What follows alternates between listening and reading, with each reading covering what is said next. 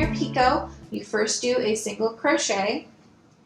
That starts at the base. Now you begin adding on to your picot to build it up. So you're going to be chaining 3. So you yarn over and pull through. That's one chain. 1, 2, yarn over, pull through. That's 3. So if you forget how many you've done, you can count back from the one that's on your hook. You do not count that loop in your chain count. So you'll go back 1, 2, 3. That's how many you've made. You can see the 3 V's. You're going to be working into the 3rd V from your hook, or the first chain that you made. So what you do is you go in through the chain, through the middle, oops, to the back, yarn over, pull through, and then you're just slip stitching again. So you pull through that one as well. That creates the picot, which is a little pointed stitch here. And then you could just crochet a single crochet into the next one. Oftentimes when you're doing edging, you might put 2 or 3 single crochets in between each picot. Let's do another one. So we've done our single crochet. We're going to chain 3. 1, 2, 3. Now we're going to slip stitch in the 3rd chain from the hook. So the first chain that you made, you yarn over from the back and you slip stitch.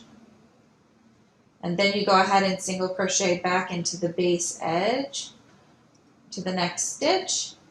And then you can do another couple more. So those are the 2. This was the first original way that I learned how to make a picot.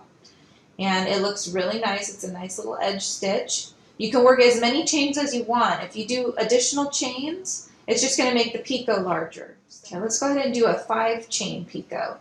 So we're going to chain 5. 1, 2, 3, 4, 5. We're going to slip stitch in the 5th chain from the hook. Okay, and then we would crochet, single crochet into the next stitch as usual. And then however many you wanted in between your picots as you do your edging. So just to show you the difference in size, this is with 3 chains. This one is with 5 chains. So it just is a different look to it. So now what I want to do is I want to show you the other way to do a picot. It's very similar to the first way that we just learned, but it's just differences where you do your slip stitch on the base of the chain. So let's go ahead and do another one. So we're going to do single crochet to start. We'll do a 3 chain picot. So there's 1, 2, 3 chains. Then we, instead of working in the 3rd chain from the hook, we're actually going to work into that original single crochet that you made, which you built the chain off of. So you can see the front loop only of that single crochet here. So we're going to pick that up from the center of the stitch, and then just past that is the edge loop, which we're also going to pick up. So there's 2 loops there now. And we're going to yarn over from the back, pull through those 2 and through the last one remaining on your hook, and that creates the picot stitch. So instead of slip stitching back into the chain, you've slip stitched into the base of the picot. And then we just go ahead and continue single crocheting a few more edging stitches here before you do your next picot. We'll do that again. So we'll chain 3, 1, 2, 3. And instead of working into the 3rd chain from the hook, we're going to work in the front loop only and this side stitch right here. Okay, and then yarn over, pull that through those 2 as well as the last one remaining on your hook, and then you go ahead and single crochet into the next stitch on your base edge. I'm going to work to the end here. So now we've done 2 different ways of doing the picot. The first 2 here are using the 3rd chain from the hook. That's where you put your slip stitch. And these 2 are using the base edge of the single crochet as opposed to the chain, leaving the chain unworked. Not a huge difference, it's just a personal preference.